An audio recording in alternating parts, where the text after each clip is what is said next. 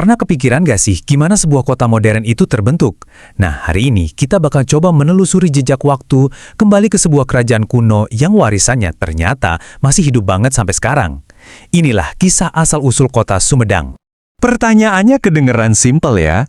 Gimana caranya sebuah kerajaan yang udah runtuh bisa ngebentuk identitas sebuah kota modern? Kok bisa warisannya masih kerasa banget denyutnya sampai hari ini? Nah, itulah yang akan kita bongkar bareng-bareng. Jawabannya ada di sebuah kabupaten yang indah di Jawa Barat. Yup, kita akan fokus ke Sumedang, sebuah tempat di mana masa lalu itu bukan cuma kenangan, tapi jadi fondasi yang kokoh buat masa depan.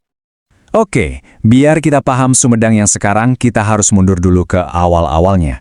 Perjalanan kita dimulai dengan lahirnya sebuah kekuatan besar di Tanah Pasundan, sebuah kerajaan yang jadi inti dari semua cerita ini. Kenalin, ini dia tokoh utama kita, Kerajaan Sumedang Larang. Ini bukan sekedar nama di buku sejarah ya, tapi sebuah kekuatan politik dan budaya yang pengaruhnya luar biasa pada masanya, dengan tradisi yang akarnya kuat banget. Jadi, gimana ceritanya Sumedang Larang ini bisa muncul? Wah, ini kayak cerita burung phoenix loh yang bangkit dari abu. Jadi setelah kerajaan Pajajaran runtuh kan, terjadi kekosongan kekuasaan tuh. Nah, disitulah Sumedang Larang maju, bukan cuma buat ngisi kekosongan, tapi juga memproklamirkan diri sebagai penerus sah dari warisan Sunda. Nah, di bawah pimpinan seorang raja yang visinya luar biasa, Prabu Gesan Ulun, kerajaan ini benar-benar mencapai masa keemasannya. Wilayah kekuasaannya meluas drastis sampai mencakup hampir seluruh tanah Pasundan.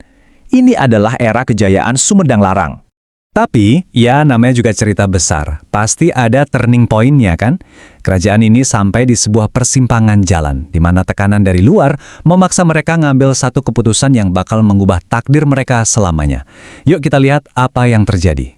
Situasinya tuh dilematis banget. Di satu sisi, ada ancaman dari Kesultanan Banten yang terus-terusan menekan. Di sisi lain, muncul peluang buat beraliansi sama Kesultanan Mataram yang lagi naik daun. Pilihan yang mereka ambil ini adalah langkah politik yang krusial banget buat bertahan hidup. Dan ini nih, poin kuncinya. Keputusan itu bukan sekedar soal politik. Aliansi dengan Mataram ternyata jadi pemicu perubahan yang jauh lebih dalam, memicu sebuah transformasi budaya dan spiritual yang meresap ke seluruh sendi kerajaan. Pergeseran ini benar-bear fundamental. Dari yang tadinya kental banget sama tradisi Hindu-Buddha, Sumedang Larang pelan-pelan bertransformasi. Aliansi itu mempercepat penyebaran Islam, dan gak butuh waktu lama, kerajaan ini jadi pusat spiritual baru buat Islam di wilayah Pasundan. Tapi, ya gitu deh, gak ada kejayaan yang abadi. Kekuatan dari dalam dan luar mulai menggerogoti fondasi kerajaan, menabur benih-benih kemunduran yang pada akhirnya akan meruntuhkan kekuasaan mereka. Kemunduran ini disebabkan oleh kombinasi banyak faktor. Ada masalah dari dalam, persaingan dari luar yang gak ada habisnya, dan puncaknya, datangnya kekuatan kolonial Belanda yang mengubah total peta kekuatan di Nusantara. Dan disinilah sebuah era berakhir. Sistem pemerintahan tradisional yang udah bertahan ratusan tahun akhirnya digantikan oleh struktur administrasi kolonial Belanda. Dengan itu, berakhirlah kedaulatan Sumedang Larang sebagai kerajaan yang merdeka. Tapi apa ceritanya selesai gitu aja? Oh, tentu enggak. Justru disinilah bagian menariknya, di mana kita lihat gimana jiwa kerajaan ini ternyata nggak pernah mati, tapi terlahir kembali dan terus hidup sampai hari ini, dalam wujud Sumedang modern. Setelah Indonesia merdeka, Sumedang pun membuka lembaran baru. Wilayah ini bertransformasi dari bekas jajahan jadi sebuah kabupaten modern, bagian dari Republik Indonesia, dengan fokus baru pada pembangunan dan kemajuan. Ada satu kalimat yang kayaknya pas banget buat ngegambarin Sumedang modern. Sebuah simbol harmoni antara kemajuan dan pelestarian budaya. Ini adalah tempat yang berhasil menyeimbangkan dua dunia. Terus maju ke depan, tapi nggak pernah melepaskan warisan budayanya yang tak ternilai. Terus gimana caranya warisan itu tetap hidup?